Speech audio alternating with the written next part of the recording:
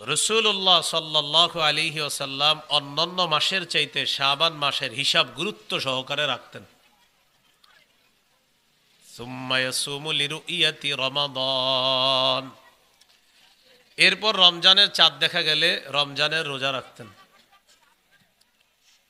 Fine গুম্মা আলাইহি আদ্দা সালাসিনা ইয়াউমা সুম্মা সামা, যদি আকাশ মেঘাচ্ছন্ন হতো তাহলে রসুল সাল্লাল্লাহু আলাইহি সাল্লাম 30 দিন হিসাব করে রাখতেন, এরপরে তিনি রোজা রাখতেন।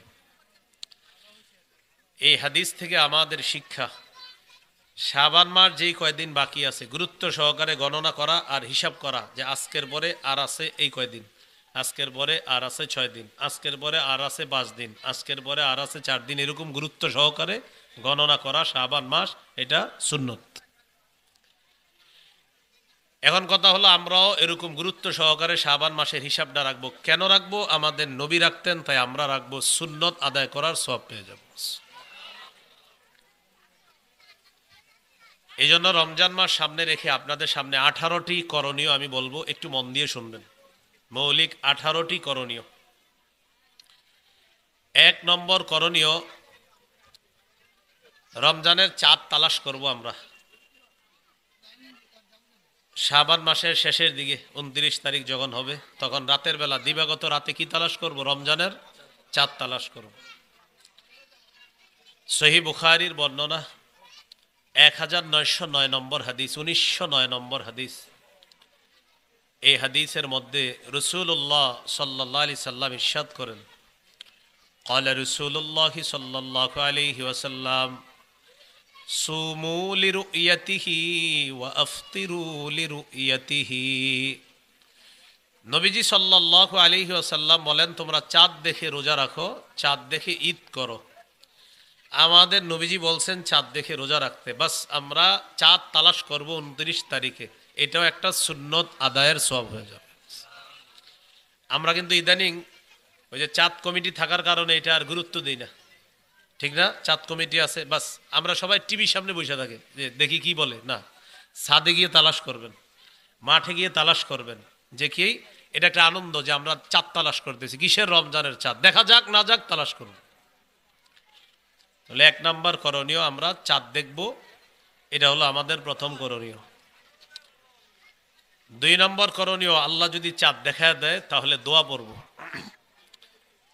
তিরমিজির হাদিস 3451 নম্বর হাদিস। তলহা রাদিয়াল্লাহু তাআলা আনহুর বর্ণনা, তিনি বলেন, রাসূলুল্লাহ সাল্লাল্লাহু আলাইহি সাল্লাম যখন নতুন চাঁদ দেখতেন তখন এই দোয়াটা পড়তেন, আল্লাহুম্মা আহিল্লাহু আলাইনা বিল ইয়ুমনি ওয়াল ঈমান ওয়াস সালামাতি ওয়াল ইসলাম রাব্বি ওয়া রাব্বুকাল্লাহ। এই দোয়াটা আমরা মুখস্থ করে নিব। আল্লাহুম্মা আহিল্লাহু আলাইনা বিল ইয়ুমনি ওয়াল ঈমান ওয়াস সালামাতি ওয়াল ইসলাম রাব্বি ওয়া রাব্বুকাল্লাহ। তাহলে 2 নম্বর করণীয় দোয়া পড়া। 3 নম্বর করণীয়, রমজান মাসের প্রথম রাত যখন শুরু হবে আমরা রাতে তারাবির সালাত আদায় করব। নাসাইর হাদিস 2106 নম্বর হাদিস। এই হাদিসের মধ্যে আছে, ইযা দাখালা রমাদান ক্বালা রাসূলুল্লাহ সাল্লাল্লাহু আলাইহি ওয়াসাল্লাম قد جاءكم رمضان شهر মুবারক। রমজান আসলে রাসূলুল্লাহ সাল্লাল্লাহু আলাইহি সাল্লাম বলতেন, তোমাদের কাছে রমজান আগমন করেছে, রমজান হলো বরকতপূর্ণ মাস। ফারাদাল্লাহু আলাইকুম সিয়ামা, এই মাসে রোজা রাখা আল্লাহ তাআলা ফরজ করেছেন। ফ্যানটা একটু বন্ধ করে দেন, কিছুক্ষণ বন্ধ রাখেন। রমজান মাস আল্লাহ তাআলা এই মাসে তোমাদের জন্য রোজা রাখা ফরজ করেছেন। তাহলে রমজানের প্রথম রাতটা যখন শুরু হবে, বাস গুরুত্ব শুরু হয়ে গেল, ওই রাতে আমরা তারাবির সালাত আদায় করব, বলি ইনশাআল্লাহ। সাহাবায়ে কেরামের ঐক্যমতে তারাবি 20 রাকাত, আমরা 20 রাকাত তারাবির সালাত আদায় করব। ধীরস্থির ভাবে হাফেজ সাহেবরা কোরআন তেলাওয়াত করবে আর আমরা তারাবির সালাত আদায় করব। হাফেজ সাহেবদেরকে এরকম প্যারা না দেওয়া যে হুজুর ওই মসজিদে তারাবি শেষ হয় তাড়াতাড়ি, আপনি এত দেরি করেন কেন, এরকম না বলা হাফেজ সাহেব। আমাদের সমাজের মুসল্লিদের অবস্থা হলো, দুই মসজিদের দুই মুসল্লি আইসা এক জায়গায় চা খায়, একজন আরেকজনে বলে তারাবি কতক্ষণ লাগছে, আমগো 1 ঘন্টা লাগছে। আরেকজন বলে আমাদের 1.25 ঘন্টা লাগছে। কথাই নাকি তোদের এতক্ষণ, আমগো তো 1 ঘন্টা শেষ। তো যিনি 1.25 ঘন্টা শেষ করছে তাকে 1 ঘন্টাওয়ালা বলে ধর বেটা এতক্ষণ লাগে, আমগো 1 ঘন্টা শেষ, তোদের কতক্ষণ লাগছে 1.25 ঘন্টা, কয় মিনিট বেশি লাগছে, আধা ঘন্টা বেশি। যার আধা ঘন্টা বেশি লেগেছে আপনি এটা শোনার পর বলবেন আলহামদুলিল্লাহ, তোমার চাইতে 30 মিনিট বেশি আল্লাহ আমাকে মসজিদে রাখছে। এরপরের দিনই তার গর্ব করে বলবে না 1 ঘন্টা শেষ আমাদের, বুঝেন নাই, শর্মে আর বলবে না, কারণ আপনি বলে ফেলছেন যে আমি 30 মিনিট মসজিদে বেশি ছিলাম, আল্লাহ বেশি রাখছে, আলহামদুলিল্লাহ আমার সমস্যা নাই। তুমি আমার 30 মিনিট আগে তারাবি শেষ করে ফেলছো, আল্লাহ চেয়েছেন ধীরস্থিরভাবে আমাদের হাফেজ সাহেব তেলাওয়াত করছে, আমাদের আধা ঘন্টা বেশি লাগছে, তবে তোমার চেয়ে আধা ঘন্টা রবের সামনে দাঁড়িয়েছিলাম, আলহামদুলিল্লাহ আলহামদুলিল্লাহ। তাহলে দেখবেন ওই বেটাও ঠিক হয়ে যাবে, ও আপনার মসজিদে যাবে তারাবি পড়ার জন্য, যে না আল্লাহর সামনে বেশি থাকা এটাই তো ভালো। তাহলে বলেন কম সময়ে তারাবি পড়া গর্বের বিষয় না বেশি সময়? ধীরস্থির ভাবে বেশি সময় নিয়ে তারাবির সালাত আদায় করা, 20 রাকাত সালাত আদায় করব, এটা সাহাবায়ে কেরামের ঐক্যমত। সহিহ বুখারীর বর্ণনা 2009 নম্বর হাদিস, রাসূলুল্লাহ সাল্লাল্লাহু আলাইহি সাল্লাম বলেন, মান কামা রমাদানা ঈমানা ওয়া ইহতিসাবা, যে ব্যক্তি ঈমানের সাথে সওয়াবের আশায় রমজানে রাতের বেলা সালাত আদায় করবে, গফিরা লাহু মা তাকদ্দামা মিন যামবি, তার আগের গুনাহগুলো মাফ করে দেওয়া হবে। তাহলে 3 নাম্বার কাজ তারাবি পড়া। রমজানে 4 নাম্বার কাজ কোরআন তেলাওয়াত করা, তারাবির মধ্যে তারাবিতে কোরআন তেলাওয়াত করা। খতম তারাবি যদি হয় আলহামদুলিল্লাহ, খতম তারাবি না হইলে সূরা তারাবি, কোনো সমস্যা নাই। সূরা ইয়াসিন পারেন ওইটা দিয়ে তারাবি পড়েন, সূরা আর রহমান পারেন এটা তারাবিতে পড়েন। আপনি বড় বড় সূরাগুলো মুখস্থ পারেন, ওইটাই আপনার ইমাম সাহেবকে পড়তে বলেন। কথার কথা, আমি আশাবাদী ঢাকার শহর কোনো মসজিদে এখন সূরা তারাবি হয় না, সব জায়গায় খতম তারাবি। তো এখানে যারা আছেন সবাই যে ঢাকার শহর তারাবি পড়বেন বিষয়টা হয়তো এমনও না, অন্যান্য জায়গায়ও তারাবি পড়তে পারেন। তো যেখানেই থাকেন তারাবি খতম হোক আর সূরা হোক, ইমাম সাহেবকে উৎসাহ দিবেন, এইভাবে উৎসাহিত করবেন এইভাবে, হুজুর আপনি আস্তে ধীরে পড়বেন, কোনো সমস্যা নাই, আমরা দীর্ঘক্ষণ দাঁড়িয়ে থাকতে রাজি আছি, আপনি আস্তে বলেন। এতে হাফেজ সাহেব দেখবেন অনুপ্রাণিত হবে, উনিও ধীরস্থিরভাবে তেলাওয়াত করবে। আল্লাহ আমাদেরকে কথাগুলা গুরুত্ব সহকারে নেওয়ার তৌফিক দান করেন। তাহলে 4 নাম্বার তেলাওয়াত করা। তো এক তো তারাবিতে তেলাওয়াত, আরেকটা হলো তারাবি ছাড়াও তেলাওয়াত করা। 21 নম্বর পারার শুরুটা হয়েছে সূরা আনকাবুতের 45 নম্বর আয়াত দিয়ে। আল্লাহ তাআলা বলেন, উতলু মা উহিয়া ইলাইকা মিনাল কিতাব, কিতাবের যে অংশ আপনাকে ওহী হিসাবে দেওয়া হয়েছে নবী আপনি এটা তেলাওয়াত করেন। প্রিয় মুসলমান ভাইয়েরা, নিয়মিত 3টা অভ্যাস আমরা ধারণ করার চেষ্টা করব মরণ পর্যন্ত, আমি সহ সবাই। কয়টা অভ্যাস? 3টা। আমি দলিল দিচ্ছি পরে, আগে একটু বলেন কোরআন তেলাওয়াত যতটুকু পারা যায়, কোরআন তেলাওয়াত যতটুকু পারা, মানে প্রতিদিন পড়বেন। আপনি 5 লাইন করা শুরু করেন, এরপরে 10 লাইন, এরপরে 15 লাইন, 15 লাইনে 1 পৃষ্ঠা হয়। আপনি এইভাবে আস্তে আস্তে তেলাওয়াত বাড়ান, তাহলে প্রতিদিন কিছু কোরআন তেলাওয়াত করব। আমাদের মা বোন যারা আছে তাদেরকেও আপনারা বলে দিবেন প্রতিদিন কিছু হলেও দেখে দেখে কোরআন তেলাওয়াত করা। 2 নাম্বার 5 ওয়াক্ত নামাজ নিয়মিত, এটা তো ছাড়ার কোনো প্রশ্ন আসে না। 3 নাম্বার সাধ্য অনুযায়ী সদকা করা, দান করা। এই 3টা অভ্যাস, কোরআন তেলাওয়াত, 5 ওয়াক্ত নামাজ, সাধ্য অনুযায়ী সদকা করা। দেখেন আপনার 2 টাকা দেওয়ার সামর্থ্য আছে, আপনি 2 টাকাই সদকা করেন, কিন্তু নিয়মিত, এটা আপনি নিয়মিত করেন। তাহলে আমরা ইনশাল্লাহ আজকে থেকে নিয়মিত 3 আমল, তেলাওয়াত, 5 ওয়াক্ত নামাজ, সাধ্য অনুযায়ী দান সদকা। 22 নাম্বার পারা 16 নম্বর পৃষ্ঠার একদম শেষের দিকে আয়াতটা, সূরা ফাতিরের 29 নম্বর আয়াতে আল্লাহ বলেন, ইন্নাল্লাযীনা ইয়াতলুনা কিতাবাল্লাহ ওয়া আকামুস সালাহ ওয়া আনফাকু মিম্মা রাযাকনাহুম সিররাও ওয়া আলানিয়া। যারা আল্লাহর কিতাব তেলাওয়াত করে, এক নাম্বার। দুই নাম্বার, ওয়া আকামুস সালাহ, যারা নিয়মিত পাঁচ ওয়াক্ত নামাজ পড়বে।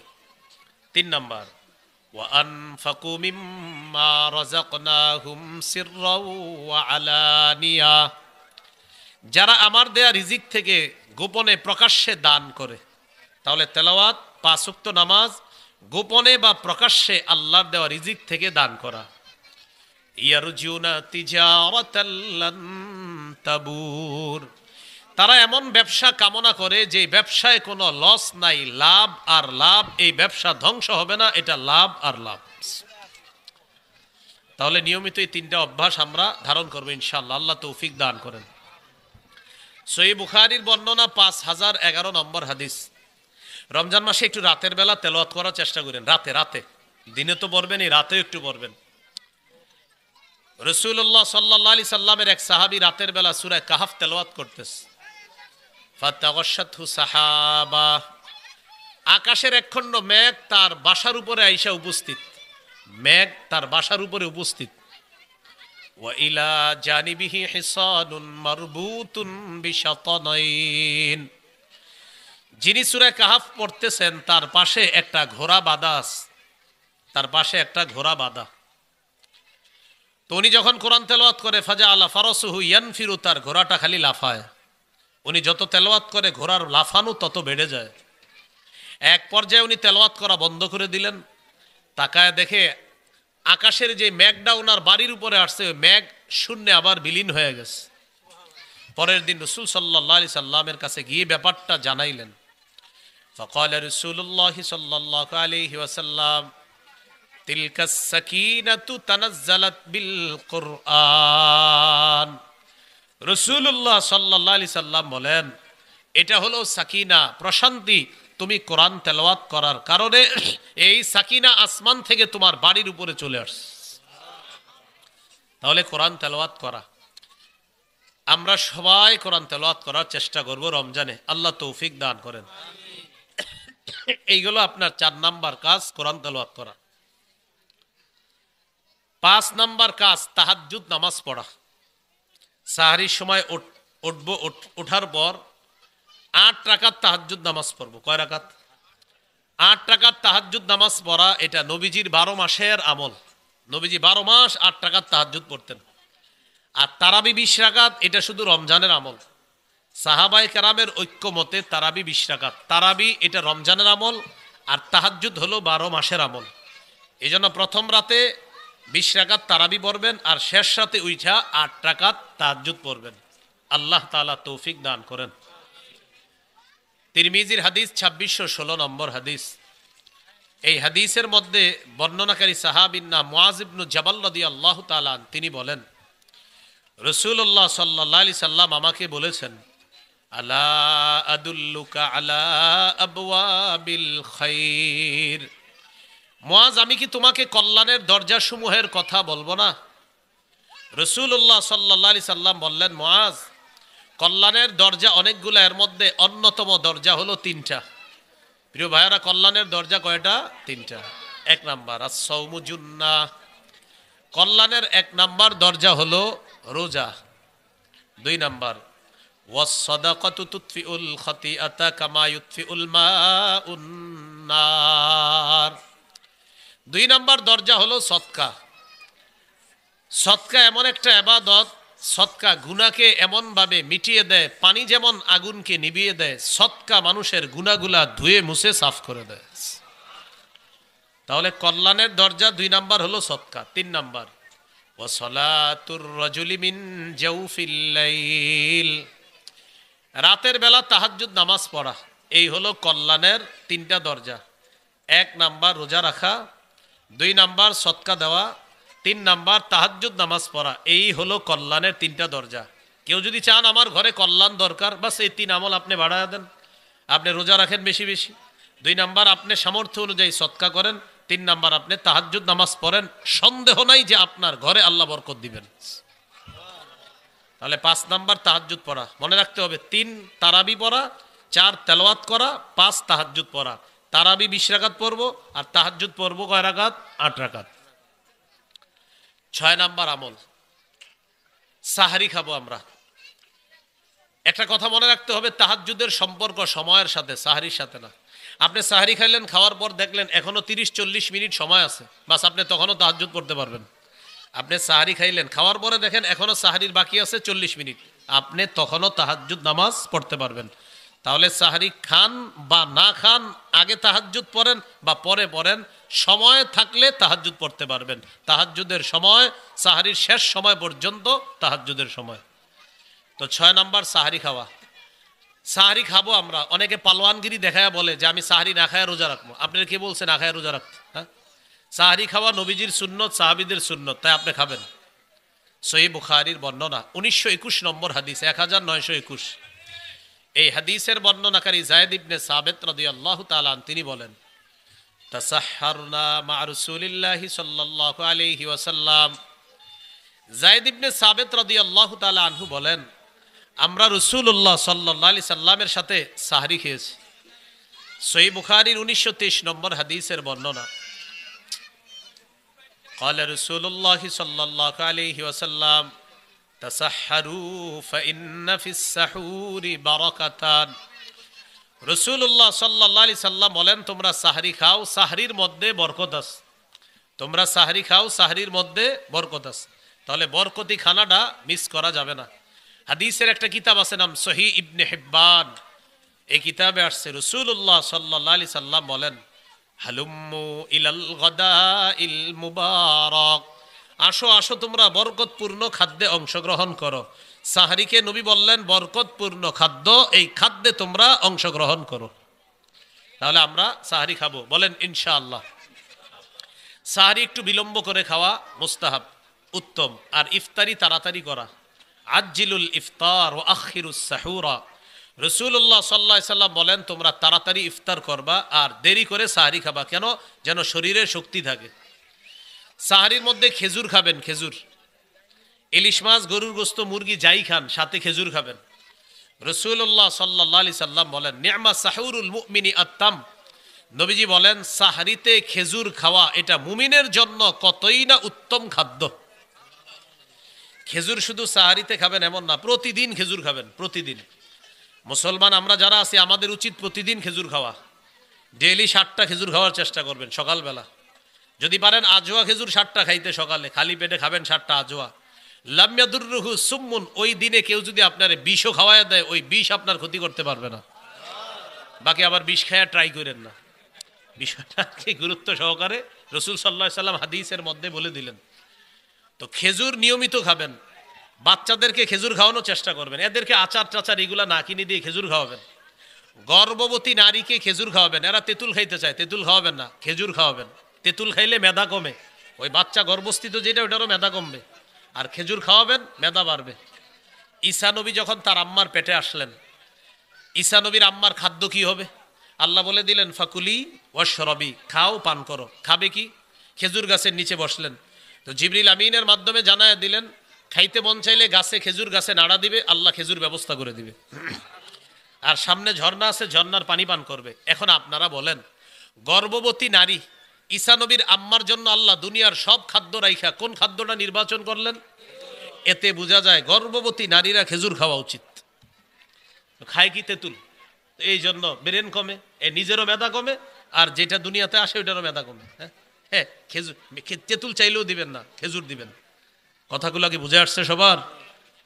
তো রাসূলুল্লাহ সাল্লাল্লাহু আলাইহি সাল্লাম বলেন, সাহারিতে খেজুর খাওয়া এটা কতই না উত্তম, নেয়ামতে পরিপূর্ণ খাদ্য। বাস আমরা সাহারিতে খেজুর খাবো। স্ত্রীকে বলে দিবেন, ইফতারির সময় খেজুর আলাদা করো, সাহারির খেজুর আলাদা। এই 2 শিফটে রমজান মাসে খেজুর খাবো আমরা ইনশাআল্লাহ। ইন্নাল্লাহা ওয়া মালাইকাতাহু ইউসাল্লুনা আলাল মুতাসাহহিরিন, যারা সাহারি খাবে, সাহারির সময় ওঠে, আল্লাহ তাদের উপর রহমত নাজিল করে। ফেরেশতারা আল্লাহকে বলে, আল্লাহ এই লোকটা সাহারি খাইতেছে, তাকে আপনি মাফ করেন, তাকে আপনি মাফ করেন, তাকে আপনি মাফ করেন। তাহলে 6 নাম্বার কাজ সাহারি খাওয়া। 7 নাম্বার কাজ সাহারি খাওয়ার পর রোজা রাখা। বাস এবার আমরা রোজা রাখা শুরু করে দিলাম। প্রথম রোজা রাখলাম। সহিহ বুখারীর বর্ণনা 1901 নম্বর হাদিস, মানে 1901 নম্বর হাদিস। এই হাদিসের মধ্যে আছে ক্বালা রাসূলুল্লাহ সাল্লাল্লাহু আলাইহি ওয়াসাল্লাম মান সামা রমাদানা ঈমানাও ওয়া ইহতিসাবা গুফিরা লাহু মা তাকদ্দামা মিন যামবি। রাসূলুল্লাহ সাল্লাল্লাহু আলাইহি সাল্লাম বলেন, যে ব্যক্তি ঈমানের সাথে সওয়াবের আশায় রমজানে রোজা রাখবে তার আগের সমস্ত গুনাহগুলা মাফ করে দেওয়া হবে। যে ব্যক্তি ঈমানের সাথে সওয়াবের আশায় রমজানে রোজা রাখবে তার আগের গুনাহগুলা মাফ করে দেওয়া হবে। তিরমিজির 614 নম্বর হাদিস, রাসূলুল্লাহ সাল্লাল্লাহু আলাইহি সাল্লাম বলেন, আস-সাওমু জুন্নাতুন হাসিনা। রোজা হলো জাহান্নাম থেকে বাঁচার মজবুত একটা ঢাল হলো রোজা। সুবহানাল্লাহ। তিরমিজি 723 নম্বর হাদিসে আছে, যে ব্যক্তি একটা রোজা ইচ্ছাকৃতভাবে নষ্ট করে ফেলে সে যদি সারা জীবন রোজা রাখেও ওই এক রোজার ঘাটতি পূরণ হবে না। যদিও রোজার কাফারা কয়টা? 60টা। এক রোজার কাফারা কয়টা হয়? 60টা। কিন্তু সে যদিও 60টা এটা নিয়ম রাখবে, কিন্তু এরপরেও নবী বলেন সে যদি সারা জীবনও রোজা রাখে এই এক রোজার ক্ষতিপূরণ হবে না। অথচ আমাদের কত বালেগ সন্তানরা রোজা কিভাবে রাখে?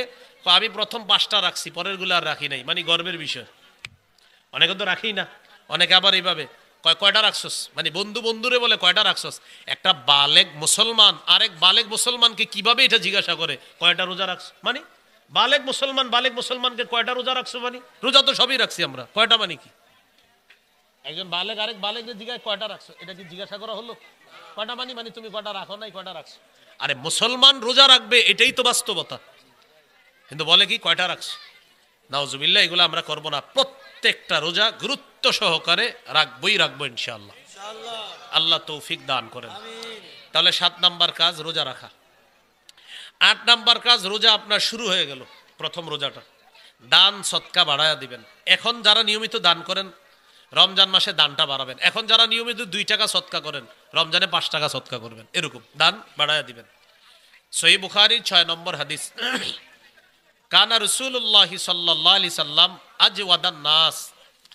রাসূলুল্লাহ সাল্লাল্লাহু আলাইহি সাল্লাম মানুষের মাঝে সর্বশ্রেষ্ঠ দানশীল ব্যক্তি ছিলেন। মানুষের মাঝে নবীজি সাল্লাল্লাহু আলাইহি সাল্লাম সর্বশ্রেষ্ঠ দানশীল মানুষ ছিলেন। ওয়া কানা আজওয়াদা মা ইয়াকুনু ফি রমাদান হিনা ইয়ালকাহু জিবরিল। রমজান মাসে নবীজি দান করার মাত্রাটা আরো বাড়ায়া দিতেন। তাহলে মানুষের মধ্যে সর্বশ্রেষ্ঠ দানশীল ছিলেন মুহাম্মদুর রাসূলুল্লাহ সাল্লাল্লাহু আলাইহি সাল্লাম, আর রমজান মাসে দান করার মাত্রাটা নবীজি আরো বাড়িয়ে দিতেন। তো এই জন্য আমরা রমজানে দান করব। সূরা মুনাফিকুনের 10 নম্বর আয়াত, 28 নম্বর পারা, 14 নম্বর পৃষ্ঠা। সূরা মুনাফিকুন 10 নম্বর আয়াতে আল্লাহ বলেন, ইয়া আইয়ুহাল্লাযীনা আমানু আনফিকু মিম্মা রাযাকনাকুম মিন ক্বাবলি আইয়াতিয়া আহাদাকুমুল মাউত। হে ঈমানদারগণ, তোমাদের কারো কাছে মৃত্যু আসার আগেই তোমরা আমার দেয়া রিজিক থেকে খরচ করো, দান করো। মৃত্যু যখন এসে যাবে ওই ব্যক্তি বলবে, ফায়াকুলু রাব্বি লাউলা আখখারতানি ইলা আজালিন করিব। যারা দান করে নাই তাদের কাছে মৃত্যু আসার পর সে বলবে, আল্লাহ আমাকে একটু সুযোগ দেন, ফাআসসাদদাক, আমি দান করব, আকুম মিনাস সালিহিন, আমি যাতে নেককার মানুষের অন্তর্ভুক্ত হয়ে যাই, আল্লাহ আপনি আমাকে আরেকটা সুযোগ দিয়ে দেন, এরকম বলবে মৃত্যু আসার পরে। তো আল্লাহ তাআলা বলেন, মৃত্যু আসার আগেই তোমরা দান করো আমার দেয়া রিজিক থেকে। আল্লাহ আমাদের সকলকে দান করার তৌফিক দান করেন। 9 নম্বর করণীয়, রমজান মাসে বেশি বেশি নফল ইবাদত করা। আবু দাউদের হাদিস 864 নম্বর হাদিস। এই হাদিসের মধ্যে আছে, ক্বালা রাসূলুল্লাহ সাল্লাল্লাহু আলাইহি ওয়াসাল্লাম, ইন্না আউওয়ালা মা ইউহাসাবু বিহিন নাস ইয়াউমাল কিয়ামাতি মিন আমালিহিম আস-সালাহ। কিয়ামতের ময়দানে মানুষের আমলের মধ্যে সর্বপ্রথম হিসাব হবে নামাজের। আমলের মধ্যে কিসের হিসাব হবে? মাশাআল্লাহ, আপনারা এখন সচেতন মানুষ, অনেকে হাদিস পড়েন, কোরআন পড়েন। কিছু হাদিসে পাবেন সর্বপ্রথম হিসাব হবে রক্তের। কিসের হিসাব হবে? এই হাদিসে কি বলছে? নামাজের। আবার কোন হাদিসে পাবেন কিয়ামতের ময়দানে সর্বপ্রথম হিসাব হবে রক্তের। তাহলে ব্যাখ্যা কি? আমার সাথে যদি একটু বলেন, সারা জীবন মনে থাকবে। বলেন, আল্লাহর হকের ক্ষেত্রে কিয়ামতের ময়দানে সর্বপ্রথম নামাজের হিসাব হবে। বান্দার হকের ক্ষেত্রে সর্বপ্রথম রক্তের হিসাব হবে। আপনি একজনকে হত্যা করছেন, এই হিসাব হবে বান্দার হকের হিসাব সর্বপ্রথম কিয়ামতের মাঠে। আর আল্লাহর হকের মধ্যে সর্বপ্রথম নামাজের হিসাব হবে। তাহলে দুই হাদিসের ব্যাখ্যা কি?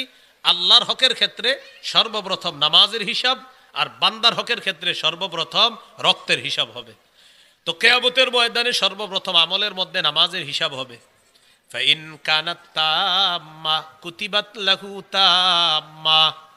কারো যদি ফরজ ইবাদত পরিপূর্ণ হয়, তার আমলনামার মধ্যে সবটাও পরিপূর্ণ লেখা হবে। ওয়া ইন কানা ইনতাকাসা মিনহা শাইআ। কারো যদি ফরজ ইবাদতের মধ্যে ঘাটতি থাকে, আল্লাহ ফেরেশতাদেরকে বলবেন, দেখো তো নফল ইবাদত আছে কিনা। তখন ফেরেশতারা দেখবে তার নফল ইবাদত আছে। তখন আল্লাহ বলবেন, আতিম্মু ফরিদাতাহু মিন তাতাওউহি। আমার বান্দার ফরজের ঘাটতিগুলা নফলের মাধ্যমে পূরণ করে দাও। ফরজের ঘাটতি নফলের মাধ্যমে পূরণ করে দাও। তাহলে এখান থেকে কি বুঝলাম? নফল ইবাদত বেশি বেশি করা রমজান মাসে, যেন ফরজের ঘাটতিটা পূরণ হয়। আমাদের সমাজে কিছু মানুষ আছে, তারা অদ্ভুত টাইপের কিছু প্রশ্ন জাতিকে শিখায় দেয়, আর তারাও এই প্রশ্নগুলা মসজিদের ইমাম সাহেবদেরকে গিয়ে করে। প্রশ্নটা দেখেন কি, যারা ওলামা একরাম আছে তারা এই প্রশ্নের সম্মুখীন হয়। কিছু মানুষ নতুন যারা আপনার ইদানিংকালে প্রশ্ন করে, হুজুর সুন্নত কি না পড়লে কোনো গুনাহ হবে? প্রশ্নটা কি? সুন্নত না পড়লে কোনো গুনাহ হবে? কি আজীব প্রশ্ন, চিন্তা করেন। হুজুর সুন্নত না পড়লে কি গুনাহ হবে? মানে ওনার টার্গেট হলো উনি সুন্নত পড়বে না। এখন আগে বুঝেন কি বললো প্রশ্নটা, সুন্নত না পড়লে গুনাহ হবে। ওলামা হযরত যারা বয়ান শুনছেন, আপনারা পাল্টা বলবেন, তুমি আগে বলো তোমার জন্য জান্নাত ওয়াজিব হোক, এটা কি তুমি চাও কি চাও না? কি বললাম? তোমার জন্য জান্নাত ওয়াজিব হোক, এটা তুমি চাও কি চাও না? তো সে মুসলমান হইলে কি বলবে বলেন তো? চাই। যখন বলবে আমি চাই আমার জন্য জান্নাত ওয়াজিব হোক, তখন তাকে বলে দিবেন রাসূলুল্লাহ সাল্লাল্লাহু আলাইহি সাল্লাম বলেছেন, কেউ যদি নিয়মিত 12 রাকাত সুন্নত পড়ে, ফজরের আগে 2 রাকাত, জোহরের আগে 4 রাকাত, কত হলো? 6 রাকাত। জোহরের পরে 2 রাকাত, কত হলো? 8 রাকাত। মাগরিবের পরে 2 রাকাত, হলো 10 রাকাত। এশার পরে 2 রাকাত, হলো 12 রাকাত।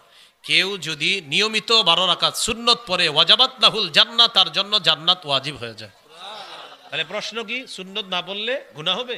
আপনি পাল্টা বলবেন, তুমি কি চাও তোমার জন্য জান্নাত ওয়াজিব হোক, এটা তুমি চাও কি চাও না? তখন সে বলবে চাই। কারণ চাই না এটা তো বলার সাহস নাই, বলবে চাই। তখন বলবেন যাও তাহলে সুন্নত পড়ো।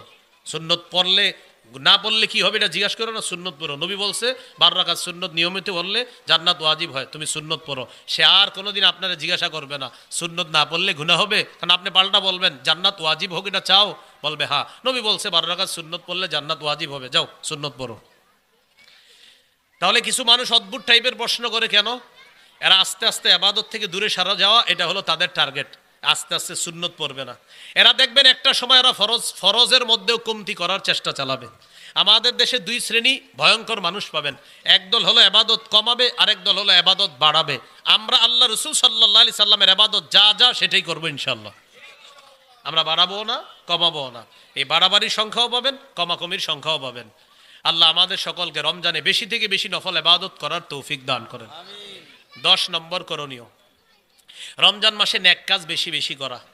সূরা তাগাবুনের 9 নম্বর আয়াত, 28 পারা 16 নম্বর পৃষ্ঠা আল্লাহ তাআলা বলেন, ওয়ামাই ইউমিন বিল্লাহ ওয়া ইয়ামাল সালিহান ইউকাফির আনহু সাইয়্যাতিহি ওয়া ইউদখিলহু জান্নাতিন তাজরি মিন তাহতিহাল আনহার খালিদিনা ফিহা আবাদা।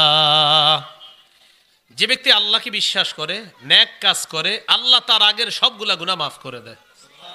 তাকে এমন জান্নাতে প্রবেশ করাবেন যার পাদদেশ দিয়ে নহর সমূহ ঝর্ণা ধারা প্রবাহিত হবে, সেথায় তারা চিরকাল থাকবে।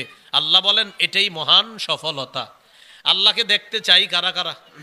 সবাই চাই ইনশাআল্লাহ। আল্লাহ তৌফিক দান করেন। আল্লাহকে দেখার মৌলিক 2টা শর্ত। সূরা কাহাফের 110 নম্বর আয়াত আল্লাহ তাআলা বলেন, ফামান কানা ইয়ারজু লিকা রাব্বিহি ফালইআমাল আমালান সালিহা ওয়ালা ইউশরিক বিইবাদাতি রাব্বিহি আহাদা। যে ব্যক্তি তার রবের সাক্ষাৎ কামনা করে সে যেন নেক কাজ করে আর ইবাদতে কাউকে শরিক না করে। তাহলে আল্লাহর সাথে সাক্ষাতের দুই শর্ত, নেক কাজ করা, ইবাদতে কাউকে শরিক না করা। আমরা বেশি বেশি নেক কাজ বাড়িয়ে দিব, আল্লাহ তৌফিক দান করেন। রমজান মাসে 11 নম্বর করণীয় বেশি বেশি দোয়া করা। দুইটি দোয়া বেশি বেশি করব, আমার সাথে একটু বলেন, মনে থাকবে ইনশাআল্লাহ। আল্লাহুম্মা ইন্নী আসআলুকাল জান্নাহ ওয়া আউযু বিকা মিনান নার। হে আল্লাহ, আমি আপনার কাছে জান্নাত চাই, জাহান্নাম থেকে পানা চাই। তাহলে এই দুটি দোয়া আল্লাহর কাছে আমরা বেশি বেশি করব ইনশাআল্লাহ। পবিত্র কোরআনে আল্লাহ বলেন, ওয়াকালা রাব্বুকুম উদউনি আস্তাজিব লাকুম। তোমাদের রব বলেন তোমরা আমাকে ডাকো, আমি তোমাদের ডাকে সাড়া দিই। আমরা যেই মাত্র বলি হে আল্লাহ, আল্লাহ সাথে সাথে বলে বান্দা বলো কি বলবা। ডাকা মাত্রই সাড়া দেয় কে? আল্লাহ। তাহলে 11 নাম্বার দোয়া করা। 12 নাম্বার জিকির করা। 4টা জিকির বেশি বেশি করব। আপনি রাস্তাঘাটে চলতেছেন, 4টা জিকির বেশি বেশি করা। আহাব্বুল কালামি ইলাল্লাহি আরবা। আল্লাহর কাছে 4টি কথা সবচেয়ে প্রিয়। কয় কথা? সুবহানাল্লাহ, আলহামদুলিল্লাহ, লা ইলাহা ইল্লাল্লাহ, আল্লাহু আকবার। তাহলে এই 4টা জিকির আমরা বেশি বেশি করব, বলি ইনশাআল্লাহ। রমজান মাসে একটা বুদ্ধি আপনারা অবলম্বন করতে পারেন। দেখবেন কিছু মানুষ আছে, শয়তান তো রমজানে বন্দি থাকবে, ইবলিস কিন্তু রমজানে বন্দি। এখন এরপরেও আমরা দুষ্টামি কেন করি? অনেকে অভ্যাসগত গুনাহ করি, আর অনেকে আবার ইবলিসের দায় দায়িত্ব বুঝা পায়, তারা এই কাজগুলা রমজানে করবে। ইবলিস অনেককে দায় দায়িত্ব দিয়ে দিবে এখন, হ্যাঁ, যে আমি কিন্তু থাকবো না রমজানে, তোমরা কিন্তু দায়িত্বগুলা পালন করবা। এর মধ্যে কিছু দায়িত্ব আছে, রমজানে আপনি ইবাদত করবেন, পিছন দিয়ে কিছু লোক আইসা আপনারা বলবে আসসালামু আলাইকুম। আপনি কোরআন পড়তেছেন, মসজিদে বৈশা বৈশা কোরআন পড়তেছেন, নিয়ত হলো 3 পারা পড়বেন, 1 পারা চলতেছে, হঠাৎ পিছন থেকে আসসালামু আলাইকুম। আচ্ছা, আপনার কি দরকার এখন সালামটা দেওয়া? উনি না ইবাদতে আস। আচ্ছা যাক, সালামের জবাব নিছেন। জবাব নেওয়ার পর আপনি বলবেন ভাই আমি তো পড়তেছি, কয় একটু জরুরি কথা আছে। তো ঠিক আছে, 1 পারা পড়ছে, পড়ার পরে কোরআন বন্ধ করছে। বলেন কি বলবেন? কয় একটু কথা ছিল জরুরি। তখন আপনি বলবেন ঠিক আছে কথা বলবো। আপনি সুবহানাল্লাহ 100 বার পড়েন। কয়বার? কি বলেন? ওরে 100 বার সুবহানাল্লাহতে ব্যস্ত করবেন, আপনি আবার তেলাওয়াত করবেন। 100 বার পড়ার পরে বলবে ভাই আমার 100 বার সুবহানাল্লাহ পড়া হয়ে গেছে, যে কথাটা বলতে আসছিলাম এখন বলি আপনাকে। আপনি বলবেন আলহামদুলিল্লাহ 100 বার পড়ো, পরে বলতেছি। আবার আপনি তেলাওয়াত করবেন। এরপরে বলবে 100 বার আলহামদুলিল্লাহ পড়া শেষ। এবার আপনি বলবেন লা ইলাহা ইল্লাল্লাহ 100 বার পড়ো। পড়বে, পড়ার পর বলবে ভাই কথাটা তো বলবো। আচ্ছা আল্লাহু আকবার 100 বার পড়ো, আমি একটু তেলাওয়াত করে নিই। তো 100 বার আল্লাহু আকবার বলানোর পর এবার বলবে ভাই কথাটা, কোরআন খুলে বলবেন একটু তেলাওয়াত করো, তুমি একটু পড়ো আমিও পড়ি, দুইজন মিলেমিশে পড়ি। পড়ার পর এরপর বলবে কথাটা, তখন আপনি বলবেন কি কথা বলো। ইতিমধ্যে আপনার মনে করেন 3 পারার কাছাকাছি হয়ে গেছে, আপনি পড়তেছেন। তো তখন আপনাকে বলবে তারাবির নাম রোজা রাখছেন? আপনি বলবেন হ্যাঁ রাখছি আলহামদুলিল্লাহ। সাহরি খাইছেন? হ্যাঁ। গুরুত্বপূর্ণ কথাগুলো দেখেন, জি হ্যাঁ। তো তারাবি পড়ছেন গত রাতে, প্রথম তারাবি আলহামদুলিল্লাহ পড়ছে। 20 পড়ছেন না 8 পড়ছেন? বলবেন। উনি কিন্তু মূল এই কথাটা বলার জন্য আসছে। এই কথা কেউ কারো গায়ে নিয়েন না। যদি বলেন হুজুর এটা আমারে বলছেন, তাহলে আপনি এই কাজ করেন। যদি এই জায়গায় যদি এই জাতীয় কোনো স্বভাবের কেউ থাকেন, তো নিশ্চিত ওয়াজটা আমি আপনাকেই করতেছি, সত্যি বলছি আপনাকেই। কেউ থাকলে আপনি জানান যে হুজুর এই অভ্যাস আমার, তা আমি বলবো বাবা আপনি ভালো করে ওয়াজটা শোনেন, আপনারই করতেছি। এখন ওই ব্যক্তি কি বললো তারাবি পড়ছেন? বলে হ্যাঁ। 20 পড়ছেন না 8 পড়ছেন? তখন বলবেন কি জানেন? আচ্ছা দাঁড়ান বাকি তেলাওয়াতটা শেষ করি, তুমি একটু বড় উত্তর দিতেছ। আপনি বাকি তেলাওয়াতটা শেষ করবেন, 3 পারা শেষ আপনার। এবার বলবেন হ্যাঁ কি প্রশ্ন? তারাবি পড়ছেন? হ্যাঁ পড়ছি। 20 না 8? বলবেন 20ও পড়ছি 8ও পড়ছি। এতক্ষণ পরে বেচারায় যে মেজাজটা খারাপ হবে এর অনেক। আপনি বলবেন 20ও পড়ছি 8ও পড়ছি। আরে কি কথা, উনি কিন্তু নিয়ত করে আসছিল অন্য কিছু। আপনি বলবেন 20ও পড়ছি 8ও পড়ছি। আরে 20 8 মানি? বলবেন হ্যাঁ 20 রাকাত তারাবি পড়ছি, সাহাবায়ে কেরামের ঐক্যমতে 20 রাকাত তারাবি। আর 8 রাকাত তাহাজ্জুদ পড়ছি, এটা নবীর 12 মাসের আমল। 12 মাস পারি না, কষ্ট নষ্ট করি, রাতে এসে ঘুমায় যাই, ফজরের আগে উঠি, তাহাজ্জুদের সময় উঠতে পারি না। রমজানে যেহেতু সাহরি খাওয়ার সময় আল্লাহ উঠায়, এজন্য 8 রাকাত তাহাজ্জুদ পড়ছি। 20ও পড়ছি 8ও পড়ছি, 20 রাকাত তারাবি পড়ছি, 8 রাকাত তাহাজ্জুদ পড়ছি। এখন উনি কিন্তু নিয়ত করে আসছিল আপনারে অনেক কিছু বলবে, এই বেচারা তখন বলবে আপনি তাহলে পড়ছেন, হ্যাঁ 20ও পড়ছেন 8ও পড়ছেন, আচ্ছা আমি যাই। অনেক নিয়ত করে আসছিল, 2-3 ঘন্টা আপনারে জ্বালাবে। যেই বলবেন যে 20 8 দুইটাই পড়ে ফেলছি, আর জ্বালাবে না।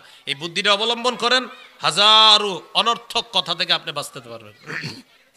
এই জন্য এই রমজানে বলবেন 20ও পড়ছি 8ও পড়ছি, 20ও পড়ছি 8ও পড়ছি, 20 রাকাত তারাবি, 8 রাকাত তাহাজ্জুদ। যেটা পড়ি নাই সেটা হলো আপনি যে নিয়ত করে আইছেন এই নিয়তটা পড়ি নাই, যান চলে যান এখান থেকে। আল্লাহ আমাদেরকে কথাগুলা গুরুত্ব সহকারে অনুধাবন করার তৌফিক দান করেন। তাহলে 12 নাম্বার, বেশি বেশি জিকির করা। মনে থাকবে নি, ওই কেউ জ্বালাইতে আসলে 4 জিকিরে বসায় দিবেন। সুবহানাল্লাহ বড় 100 বার বড়, আলহামদুলিল্লাহ 100 বার বড়, এটি পড়লে তোমার কথা শুনবো। এগুলা বললে বলে আর পড়াবেন। আপনি কি খারাপ কাজ করতেছেন? তো এরে পড়াবেন, পড়ানোর পরে কোরআন তেলাওয়াত করাবেন, কোরআনের পর বলবেন শুনমু শুনমু, আগে পড়ো। আল্লাহ আমাদেরকে এই কথাগুলা মনে রাখার তৌফিক দান করেন। 13 নাম্বার, সারাদিন রোজা শেষ করলেন, ইফতার করা 13 নাম্বার। 14 নাম্বার ইফতার করানো। 13 নাম্বার ইফতার করা, 14 নাম্বার ইফতার করানো। অসহায় এতিম মিসকিনদেরকেও ইফতার করাবেন। প্রতিবেশী ধনী যদি থাকে তার বাসায়ও ইফতার হাদিয়া পাঠাবেন। কারণ রোজাদারকে ইফতার করানোর সওয়াব থেকে কেউ বঞ্চিত থাকার চেষ্টা করবেন না, সবাই ইফতার খাওয়ানোর ফজিলতটা অর্জন করার চেষ্টা করবেন। তাহলে একটা হলো ইফতার করা আর একটা ইফতার করানো 14। 15 নাম্বার ইফতারের সময় দোয়া করবেন। তিরমিজির হাদিস 3598 নম্বর হাদিস, রাসূলুল্লাহ সাল্লাল্লাহু আলাইহি সাল্লাম বলেন, সালাসাতুল্লাহ তুরদ্দু দাওয়াতুহুম, 3 ব্যক্তির দোয়া ফিরিয়ে দেওয়া হয় না। 1 নাম্বার আস-সাইম হাত্তা ইফতির, রোজাদার যখন ইফতারের সময় দোয়া করে তার দোয়া ফেরত দেওয়া হয় না। 2 নাম্বার ওয়াল ইমামুল আদিল, ন্যায়পরায়ণ পুরুষ শাসক। কি শাসক? পুরাটা বলেন, কি শাসক? পুরুষ, পুরুষ, হ্যাঁ ন্যায়পরায়ণ কি শাসক? এই ন্যায়পরায়ণ পুরুষ শাসকের দোয়া ফেরত দেওয়া হয় না। আল্লাহ আমাদের দেশে একজন ন্যায়পরায়ণ পুরুষ শাসক দান করেন। ন্যায়পরায়ণ পুরুষ শাসকের দোয়া ফিরিয়ে দেওয়া হয় না। হাদিসে আসছে, বুখারীর বর্ণনা, লাইয়ুফলিহা কওমুন আল্লাহু আমরাহুম ইমরাআহ, ওই জাতি কিছুতেই সফল হবে না যেই জাতি তাদের নেতৃত্বে কোনো নারীকে বসায় দেয়। এই জন্য আগামীতে যারাই মাশাল্লাহ আপনারা রাজনীতি করতেছেন, মাথায় এটা রাখেন, পুরুষ পুরুষ নিয়ে মাথায় আগান, মাথায় একজন পুরুষ রেখা সামনে আগান। পুরুষ একজন ন্যায়পরায়ণ শাসক যেন আল্লাহ আমাদের দেশে তৈরি করে দেয়, আল্লাহর কাছে দোয়া করা। 3 নাম্বার দাওয়াতুল মাজলুম, মাজলুমের দোয়া আল্লাহ ফিরিয়ে দেন না। তাহলে রোজাদার, ন্যায়পরায়ণ শাসক, মাজলুম, এই 3 জনের দোয়া আল্লাহ ফিরিয়ে দেন না। এজন্য ইফতারের সময় দোয়া করা। 16 নাম্বার শেষ দশকে এতেকাফ করা। 17 নাম্বার লাইলাতুল কদর তালাশ করা। যারা চান আমি লাইলাতুল কদর সহজে পেতে চাই, তাহলে আপনি এতেকাফ করার সর্বোত্তম পন্থা। সহিহ বুখারীর বর্ণনা, 2033 নম্বর হাদিসের বর্ণনা, আয়েশা সিদ্দিকা রাদিয়াল্লাহু তাআলা আনহা বলেন, কানা রাসূলুল্লাহ সাল্লাল্লাহু আলাইহি ওয়াসাল্লাম ইয়াতাকিফু ফিল আশরিল আওয়াখির মিন রমাদান, রাসূলুল্লাহ সাল্লাল্লাহু আলাইহি সাল্লাম রমজানের শেষ দশকে ইতিকাফ করতেন। নবীজি শেষ দশকে ইতিকাফ করতেন। লাইলাতুল কদর তালাশ করবেন 27 রাতে। কত রাতে? 27 রাতে। তো 27 রাতেই তো মসজিদে মুসল্লি বেশি হয়, বাকি আগে তো হয় না। 21তম রজনী, 23তম রজনী, 25তম রজনী, 27তম রজনী, 29তম রজনী, এই 5 রজনীতে আমরা লাইলাতুল কদর তালাশ করব। বুখারীর একটা বর্ণনা আছে, ইবনে আব্বাসের বর্ণনা রাদিয়াল্লাহু আনহুমার বর্ণনা, 24তম রজনীতেও তিনি লাইলাতুল কদর তালাশ করতে বলছেন। কত? 24। আর যদি ওইটা ওনার একক বর্ণনা, তাহলে 21, 23, 24, 25, 27, 29 এই রাত্রিগুলোতে আমরা লাইলাতুল কদর তালাশ করব। সূরা কদরের 3 নম্বর আয়াতে আল্লাহ বলেন, লাইলাতুল কদরি খায়রুম মিন আলফি শাহর, কদরের রাত 1000 মাসের চাইতে উত্তম। রাসূলুল্লাহ সাল্লাল্লাহু আলাইহি সাল্লাম বলেন, মাইয়াকুম লাইলাতুল কদরি ঈমানাও ওয়া ইহতিসাবা, যে ব্যক্তি লাইলাতুল কদরে রাত জাগরণ করবে, রাতের বেলা ইবাদত করবে, 21এও ইবাদত করবেন রাত জেগে, 25এও করবেন, 23এও করবেন, 24এ করবেন, 27এ করবেন, 29এ করবেন, রাত জেগে জেগে ইবাদত করবেন। যারা লাইলাতুল কদরে রাত জেগে জেগে দাঁড়িয়ে ইবাদত করবে, আপনার মক্কা মদিনায় তো শেষের 10 দিন ঘুমাই না কেউ, শেষ দশকে কেউ তারা ঘুমে যায় না, বাস ফজরের নামাজের পর ইশরাক ইত্যাদিটা পড়ার পর এরপর তারা ঘুমে যায়। যেই ব্যক্তি ইমানের সাথে সোয়াবের আশায় লাইলাতুল কদর এই রাতে নামাজ পড়বে, অতিরিক্ত নামাজ নফল ইবাদত করবে, তার আগের সবগুলা গুনাহ মাফ করে দেওয়া হবে। এই জন্য কদরের রাত ভাগ্য রজনী। কি রজনী? আল্লাহরে বলবেন, আল্লাহ আমার যে কি অবস্থা হবে আমি তো জানি না, আল্লাহ আমার ভাগ্যে যেন ভালো কিছু হয়। এই দোয়াগুলা আল্লাহর কাছে বেশি বেশি করা, আর বেশি থেকে বেশি বলা, আল্লাহ আমার মৃত্যুটা যেন ইমানের সাথে হয়। আর এই দোয়াটা করা, আল্লাহুম্মা ইন্নাকা আফুগুন তুহিব্বুল আফওয়া ফাআফু আন্নি। আল্লাহ ইন্নাকা আফুগুন, আপনি ক্ষমাশীল, তুহিব্বুল আফওয়া, ক্ষমাকে আপনি পছন্দ করেন, ফাআফু আন্নি, আমাকে ক্ষমা করে দেন। অন্য হাদিসে এইভাবে আসছে, আল্লাহুম্মা ইন্নাকা আফুগুন করিম, আল্লাহ আপনি সম্মানিত ক্ষমাশীল রব, আপনি ক্ষমাকে ভালোবাসেন, আমাকে আপনি ক্ষমা করে দেন। আরবিটা যদি না পারেন বাংলায় বলবেন, হে আল্লাহ নিশ্চয়ই আপনি ক্ষমাশীল, ক্ষমাকে আপনি পছন্দ করেন, আমাকে আপনি ক্ষমা করে দেন। এই হলো লাইলাতুল কদরের আমল। আমরা এই আমলগুলো করব ইনশাআল্লাহ। 18 নাম্বার, সদকাতুল ফিতির আদায় করবেন। রমজানে কত টাকা সদকাতুল ফিতির আসে, এলাকার ইমাম সাহেব যারা আছে তাদের সাথে কথাবার্তা বলে সদকাতুল ফিতিরটা আদায় করে দিবেন। আল্লাহ তৌফিক দান করেন। এই হলো 18টা করণীয়। সংক্ষেপে 6টা বর্জনীয় শুনি। 1 নাম্বার বর্জনীয়, বলেন ঝগড়া করব না। কি করব না? হ্যাঁ, ঝগড়া করা যাবে না রমজানে, ঝগড়া করা যাবে না, বাদানুবাদ করা যাবে না। বলেন কেউ যদি রমজানে আমাদের সাথে ঝগড়া করে, আমরা দুবার বলে দিব আমি রোজাদার, আমি রোজাদার। কয়বার? হ্যাঁ, 2 বার বলতে হবে। সহিহ বুখারী 1904 নম্বর হাদিস। এই হাদিসে আসছে, ইদা কানা ইয়াউমু সাওমি আহাদিকুম, তোমাদের কেউ যখন রোজা রাখবা, রোজা রাখার পর ফাইন সাব্বাহু আহাদুন, তারে যদি কেউ গালি দেয়, ও রোজা রাখার পর ফালা ইয়ারফুস ওয়ালা ইয়াসখাব, সে অশ্লীল কথা বলবে না, অশ্লীল কাজ করবে না। তার সাথে যদি কেউ ঝগড়া করে অথবা লড়াই করে বিবাদে লিপ্ত হয়, সে 2 বার বলবে। এই হাদিসে 2 বারের কথা নাই, এখানে আছে সে বলবে আমি রোজাদার। বুখারীর অন্য বর্ণনায় আসছে ফাল্যাকুল, সে যেন বলে ইন্নী সাইমুন মাররাতাইন। বুখারীর অন্য বর্ণনায় আসছে সে যেন 2 বার বলে আমি রোজাদার, আমি রোজাদার। তাহলে বলেন তো, এই রমজানে আমাদের সাথে কেউ ঝগড়া করলে কয়বার বলবো আমি রোজাদার, আমি রোজাদার? 2 বার। ঝগড়ার কোনো কি দিব না, সুযোগ দিব না। 2 নাম্বার, অনর্থক কথা পরিহার করা। অনর্থক কথা পরিহার করা। সহিহ বুখারীর বর্ণনা 2477 নম্বর হাদিস। এই হাদিসে আসছে রাসূল সাল্লাল্লাহু আলাইহি সাল্লাম বলেন, ইন্নাল্লাহা কারিহা লাকুম সালাসা, আল্লাহ তোমাদের জন্য 3টি বিষয় অপছন্দ করেছেন। বলি আমরা সবক দেই, আমাদের জন্য কয়টি বিষয় অপছন্দের? 3টি আল্লাহ অপছন্দ করছে। 1 নাম্বার কিলা ওয়া কল, অনর্থক কথা বলা আল্লাহ অপছন্দ করেছেন। 2 নাম্বার ওয়া ইদাআতাল মাল, সম্পদ নষ্ট করা আল্লাহ অপছন্দ করেছেন। 3 নাম্বার ওয়া কাসরাতাস সুআল, বেশি বেশি অনর্থক প্রশ্ন করা, হুদাই প্রশ্ন করে খালি, এটা আল্লাহ অপছন্দ করেছেন। তাহলে এই 3টা কাজ অপছন্দ, এর মধ্যে একটা অনর্থক কথা বলা। আমরা রমজানে অনর্থক কথা পরিহার করব। 3 নাম্বার মিথ্যা পরিহার করা। বলেন মিথ্যা কথা সমস্ত পাপের আম্মা। সমস্ত পাপের আম্মা কি? মিথ্যা কথা। মিথ্যা কথা সমস্ত পাপের মা। এই মা থেকে বাঁচতে হবে, এটা সমস্ত পাপের মা হলো মিথ্যা। বুখারীর বর্ণনা 1903 নম্বর হাদিস, রাসূলুল্লাহ সাল্লাল্লাহু আলাইহি সাল্লাম বলেন, মাল্লাম ইয়াদা কাওলা যুর ওয়াল আমালা বিহি ফালাইসা লিল্লাহি হাজাতুন ফি আইয়াদা তাআমাহু ওয়া শারাবা। কেউ যদি রমজানে রোজা রাইখা মিথ্যা কথা ছাড়তে না পারে, সে এই পানি না খাওয়া আর পানাহার থেকে বিরত থাকার মধ্যে আল্লাহর কাছে কোনো গুরুত্ব নাই। মানে সে রোজা রাখে কিন্তু মিথ্যা কথা বলে। তো নবীজি বলেন, তুমি যে মিথ্যা বলো আবার রোজাও রাখো, তোমার এই না খাওয়া আর পান না করার মধ্যে কোনো গুরুত্ব নাই আল্লাহর কাছে, কারণ তুমি মিথ্যা কথা বলো। এই জন্য রমজান মাসে আমরা ব্যবসায়ী ভাই যারা আছে, আল্লাহর রাস্তায় মিথ্যা কথা বললেন না। হ্যাঁ, জুতার দাম 1200 টাকা চাইছেন, তো বলতেছে ভাই 1150 দিলে হয় না? আল্লাহর কসম কিনা আছে 1120 টাকা করে। হ্যাঁ, খোঁজ নিয়ে দেখা গেলো এটা 400 করে কিনা বা 500 করে কিনা। তা আপনি এই যে 1120 বানায় ফেললেন।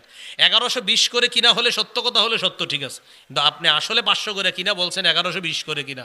এর মানে আপনি মিথ্যা কথা বললেন কত? 620 টাকার। 620 টাকা মিথ্যা বললেন। 1120 বলা মানে কি? এদিক দিয়ে 500 আর হইলো 100, 120, তাহলে মোট 620 আপনি মিথ্যা বললেন। এই যে মিথ্যা কথাটা বললেন, এটা সঠিক কাজ করলেন না। কিয়ামতের ময়দানে কঠিন অবস্থায় আপনি দাঁড়াতে হবে। 5 জন দাগী আসামির 1 জন আসামি আল্লাহ আপনাকে বানাবে যদি মিথ্যা কথা বলে পণ্য বিক্রি করেন। কয়জন দাগী আসামি? 5 জন। এর মধ্যে 1 জন সে যে মিথ্যা কথা বলবে। আল্লাহ হেফাজত করেন। তাহলে মিথ্যা পরিহার করা। 4 নাম্বার গীবত পরিহার করা। বলেন গীবত। আমল ধ্বংসের নীরব ঘাতক। বলেন তো আমল ধ্বংসের নীরব ঘাতকের নাম কি? গীবত। আমল ধ্বংসের নীরব ঘাতকের নাম গীবত। এটা বাসায় লিখে টানায় রাখবেন যে নেক আমল ধ্বংসের নীরব ঘাতকের নাম হলো গীবত করা। এই জন্য গীবত না করা। আমাদের ভালো ভালো কিছু মজলিস গীবত ঘি ভাত দিয়ে শুরু হয়, ঘি ভাত দিয়ে শুরু হয়, শেষ হয় ঘি বদ দিয়ে। ঘি ভাত, বলেন ঘি ভালো জিনিস তো শুরু হয় মনে করেন ঘি আর ভাত নিয়ে বসছে খাইতেছে, একটু পরে বলে কি ঘিটা কোত্থেকে কিনছো? অমুক জায়গা থেকে। ও অমুকে, এ তো ভালো মানুষ না, গীবত শুরু হয়ে গেছে। ঘি ভাত গীবত হয়ে গেল। একটা ঘি আর একটা ঘি, একটা ভাত আর একটা বত, তো ঘি ভাত গীবত। কত সুন্দর কথা, দুটোটাই জিব্বার খরচ। ঘি খায় জিব্বা দিয়ে, ভাত খায় জিব্বা দিয়ে, গীবত করেও জিব্বা দিয়ে। তো একটা মানুষকে জাহান্নামে নিয়ে যাবে, সেটা হলো গীবত। আল্লাহ হেফাজত করেন। আমরা গীবত ইশারায় করি, এটাও করবো না। যেমন আমার দিকে তাকান, এইভাবে গীবত করি আমরা মাঝে মাঝে, এই এই দেখতো খাটো খাটো কানা কানা, হ্যাঁ ইশারায়, এটাও গীবত, এটাও গীবত। মাঝে মাঝে আমরা ইশারায় এমন করি, এই হ্যাঁ গীবত। আম্মাজান নবীর সামনে একদিন এক মহিলারে খাটো বলছে। নবীজি বললেন, আয়েশা তুমি যে তাকে খাটো বললা, তোমার এই কথাটা সমুদ্রের পানির মধ্যে মিশাইলে পুরা পানি দুর্গন্ধযুক্ত হয়ে যাবে। এই জন্য গীবত না করা। এখন আপনারা বলেন তো, ঝগড়া করে কি দিয়ে? জিব্বা দিয়ে। অনর্থক কথা বলে কি দিয়ে? মিথ্যা বলে কি দিয়ে? গীবত করে কি দিয়ে? কি শিখলাম? জিব্বাকে নিয়ন্ত্রণ করতে হবে। তিরমিজি 2616 নম্বর হাদিস, হাল ইয়াকুব্বুন নাস ফিন্নারি আলা উজুহিহিম আও আলা মানাখিরিহিম ইল্লা হাসাইদু আলসিনাতিহিম। বেশিরভাগ মানুষের মাথাটা নিচে, পা উপরের দিকে দিয়ে ধাক্কাইতে ধাক্কাইতে জাহান্নামে নিক্ষেপ করা হবে শুধু জিব্বার অপরাধের কারণে।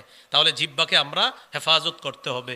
তাহলে দেখেন, নবী বলছেন রমজান ঢাল। রমজানের রোজা হলো জাহান্নাম থেকে বাঁচার ঢাল। এটা যতক্ষণ ছিদ্র না হবে। রমজানের রোজা ছিদ্র হয় দুই অপরাধে মৌলিকভাবে, মিথ্যা গীবত। মিথ্যা গীবত হয় জিব্বার মাধ্যমে, আর জিব্বা মানুষকে জাহান্নামে নেয়। এবার আপনারা বলেন, রোজা ছিদ্র হয় কয় অপরাধে? কি কি? মিথ্যা গীবত। মিথ্যা গীবত হয় কি দিয়ে? জিব্বা বেশিরভাগ মানুষকে কোথায় নেয়? জাহান্নামে নেয়। তাহলে জিব্বাকে নিয়ন্ত্রণ করা। তাহলে বলেন, এই রমজানে খানা পানি থেকে জিব্বাকে দূরে রাখবো, পাশাপাশি মিথ্যা গীবত থেকে দূরে রাখবো ইনশাআল্লাহ। হ্যাঁ, মনে থাকবে না? এগুলো 4 নাম্বার। 5 নাম্বার বর্জনীয়, লৌকিকতা বর্জন করা। সম আল্লাহর জন্য, সাহরি আল্লাহর জন্য, ইফতারি আল্লাহর জন্য। বুলুগুল মারাম 440 নম্বর হাদিসে আছে, ইন্না আখওয়াফা মা আখাফা আলাইকুম আশ-শিরকুল আসগর। তোমাদের ব্যাপারে আমি সবচেয়ে আশঙ্কা করি তোমরা ছোট শিরিকে লিপ্ত হয়ে যাবা। ছোট শিরিক হলো আর রিয়া, লোক দেখানো, ইবাদত করা। 6 নাম্বার বর্জনীয়, অপচয় করব না। ইফতারি বানা এতগুলা, ইফতারির আগে কি মনে হয় জানেন? যে সব খাইলাম, কিন্তু বানাইলে আর খাইতে না। ইফতারি বানা কি জানেন? আমি একা সব খাবো, পরে আপনার শুরু করে 1 গ্লাস পানি খাই শেষ, আর খাইতে পারেন আর। অপচয় করবো না, ঠিক আছে না ইনশাল্লাহ? গুরুত্বপূর্ণ সর্বশেষ কথা, বলেন আমাদের ইফতার যেন মাগরিবের জামাত ছুটে যাওয়ার কারণ না হয়। এই অভ্যাসটা অনেকের আছে, ইফতার করতে গিয়ে জামাত মিস করে না। রোজা আল্লাহর একটা বিধান, মাগরিব আল্লাহর বিধান। আল্লাহর এক বিধান পালন করতে গিয়ে আরেক বিধানে আমরা শিথিলতা করব না। তাহলে আমাদের ইফতার যেন আমাদের মাগরিবের জামাত ছুটে যাওয়ার কারণ না হয়, বলেন ইনশাআল্লাহ। তাহলে এই রমজানে আমরা মাগরিবের জামাত আমরা কাজা করব না। আমরা জামাতের সাথে মসজিদে গিয়ে পুরুষরা মাগরিবের জামাতে প্রথম তাকবীরের সাথে নামাজ পড়বো ইনশাআল্লাহ। মনে থাকবেন ইনশাআল্লাহ। এই 6টা বর্জনীয় বলা হলো, 18টা করণীয়, মোট 24টা বলা হলো। আল্লাহ আমাদের সকলকে যে কথাগুলো শুনলাম বললাম, আল্লাহ আমাদেরকে আমল করার তৌফিক দান করেন, বর্জনীয়গুলা বর্জন করার তৌফিক দান করেন।